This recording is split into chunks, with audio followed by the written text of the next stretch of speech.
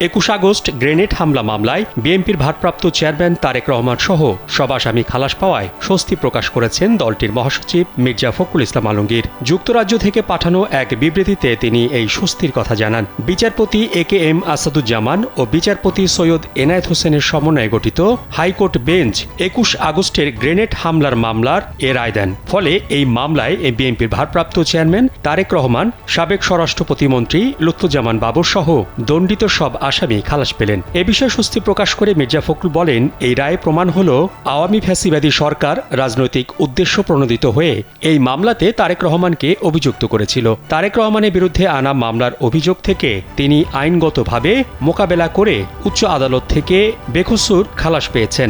মির্জা ফখরুল বলেন, ঐতিহাসিক রায়ের মধ্য দিয়ে আবারও প্রমাণিত হল যে তারেক রহমানের বিরুদ্ধে আনা সব মামলাই রাজনৈতিক ষড়যন্ত্রমূলক। রায়ের পর নয়াপল্টনে বিএনপির কেন্দ্রীয় কার্যালয়ের সামনে আনন্দ মিছিল করেন বিএনপির নেতাকর্মীরা। মির্জা ফখরুলের এই বিবৃতি গণমাধ্যমে পাঠান বিএনপি চেয়ারপারসনের মিডিয়া উইংয়ের সদস্য শায়রুল কবির খান।